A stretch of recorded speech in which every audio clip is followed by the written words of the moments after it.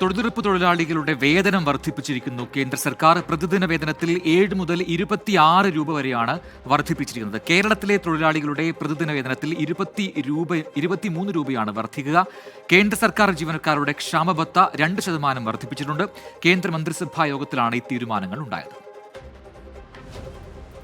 2025-26 സാമ്പത്തിക വർഷത്തേക്ക് മഹാത്മാഗാന്ധി ദേശീയ ഗ്രാമീണ തൊഴിലുറപ്പ് പദ്ധതി പ്രകാരമുള്ള വേതനം 2 മുതൽ 7% വരെയാണ് വർദ്ധിപ്പിച്ചത്. വിവിധ സംസ്ഥാനങ്ങളിലായി തൊഴിലുറപ്പ് തൊഴിലാളികളുടെ പ്രതിദിന വേതനം 7 മുതൽ 26 രൂപ വരെ കൂട്ടി. കേരളത്തിൽ 23 രൂപയാണ് വർദ്ധിപ്പിച്ചത്. ഇതോടെ കേരളത്തിലെ തൊഴിലുറപ്പ് തൊഴിലാളികളുടെ പ്രതിദിന വേതനം 346 രൂപയിൽ നിന്ന് 369 രൂപയാകും.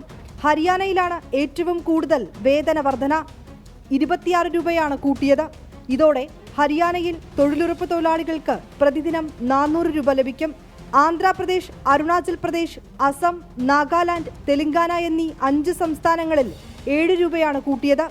ഏപ്രിൽ 1 മുതൽ പുതിയ വേതന നിരക്ക് പ്രാബല്യത്തിൽ വരും. കേന്ദ്ര സർക്കാർ ജീവനക്കാരുടെ ക്ഷാമബത്തയും വർദ്ധിപ്പിച്ചു. 2% കേന്ദ്ര സർക്കാർ വർദ്ധിപ്പിച്ചത്. അടുത്ത ജനുവരി 1 മുതൽ വർധന പ്രാബല്യത്തിൽ വരും. അരുണാചൽ പ്രദേശിലും നാഗാലാൻഡിലുമാണ് ഏറ്റവും കുറവ് വേതനം. ഇരു സംസ്ഥാനങ്ങളിലും തൊഴിലാളികൾക്ക് പ്രതിദിനം 241 രൂപ വീതമാണ് ലഭിക്കുക. പുതിയ വേതന നിരക്കനുസരിച്ച് ഹരിയാനയിലെ തൊഴിലുറപ്പ് തൊഴിലാളികൾക്ക് പ്രതിദിനം ഇനി മുതൽ 400 രൂപ ലഭിക്കും. പുതിയ നിരക്കുകൾ ഏപ്രിൽ 1 മുതൽ പ്രാബല്യത്തിൽ വരും. വിനീത VG, 24, ഡൽഹി.